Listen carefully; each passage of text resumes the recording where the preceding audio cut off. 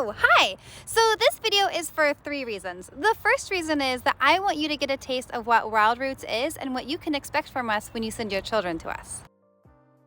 The second reason is to say thank you for your patience as you have waited on us to be able to get all the behind the scenes things together so that we can give you all the information about our summer camps, our homeschooling courses, and our field trips. And the third reason is I want to share something with you that would actually be purposeful and maybe even exciting that you could use with your own family, your own kids, when you're hiking and exploring nature together.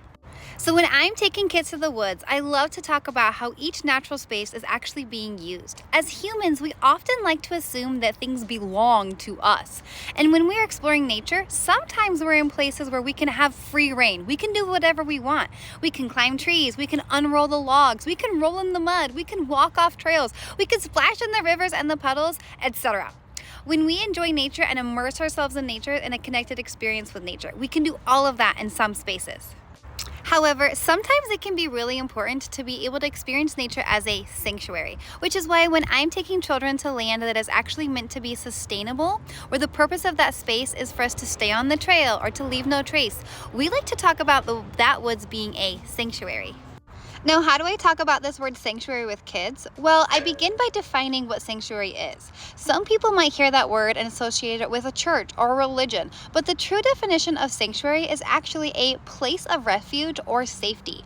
And when we are exploring nature, we need to really be aware of the fact that the woods is a sanctuary for living things. So I begin by asking the students what types of things might be finding sanctuary or a safe place within those woods. Well, students might respond that birds are finding safety in the trees, or that ants are finding safety in the dirt, or that moss is finding safety on the side of a large rock or log. All of these things are true, which means that when we enter this place, we are actually needing to have a different mindset. We want to focus on caring for this space as a sanctuary for all the living things that live in that place so that they can find safety where they live. We don't want to disturb them of their safe place. And then I might ask the students, if you wanted to feel safe, what would it like to sound like to you? Now, most students can agree that to them, quiet would be the safest sound. And so we agree that if we want to be able to enter the sanctuary woods, we need to make silence with our bodies. We need to be as quiet as possible. That means that our mouths are staying silent and only using a whisper if absolutely necessary. And that when we're moving our bodies with intentional purpose of being super silent and quiet. Now, after we've talked about all these things and I've captivated the students in experiencing the sanctuary woods in this way, we decide to walk right up to the edge of that entrance of the sanctuary and we prepare our minds and our bodies for entering this space. We reestablish the guidelines. We will say we are now entering the sanctuary.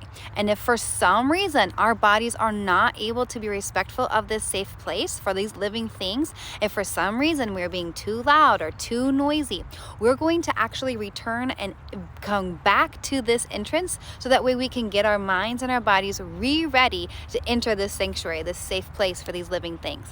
And the students are able to use this and be able to recognize and understand that we are really trying to care for this part of the woods, and they are choosing to enter this space with their minds and their bodies to care for the living things that are there. And then if for some reason we're walking in and they're being too loud or being too boisterous, which happens, they're children, but we are going to go back to the entrance to be able to get our bodies ready for entering this safe sanctuary place. Now, once we've actually entered the sanctuary woods, we choose to stay on the trails. We walk slowly and we walk quietly. We do not talk. We only use a whisper voice if absolutely necessary to communicate, but we also love using hand signals, or I love to teach them about owl eyes and deer ears and raccoon taste and wolf smell. Using our sensorial experiences, I love to use signals to help them to be able to experience the sanctuary woods without having to talk with our mouths, but we choose to experience this natural space together in a deep and meaningful and purposeful way, but as quietly as possible so that our minds are ready for this sanctuary space and so that we're truly respecting the living things that are there and not trying to take it for our own. And along those lines, we love to talk about how we want to take memory pictures in our minds so that way we aren't tempted to pick and take things with us so that we can really embody the fact that this is a safe sanctuary place for the living things that are in this woods. Thank you so much for letting me share this with you. I hope it was meaningful and purposeful to you, and I hope it was something that maybe you would like to enjoy using with your own children when exploring nature. And I hope it gives you a little taste of things that we might be doing with your children here at Wild Roots.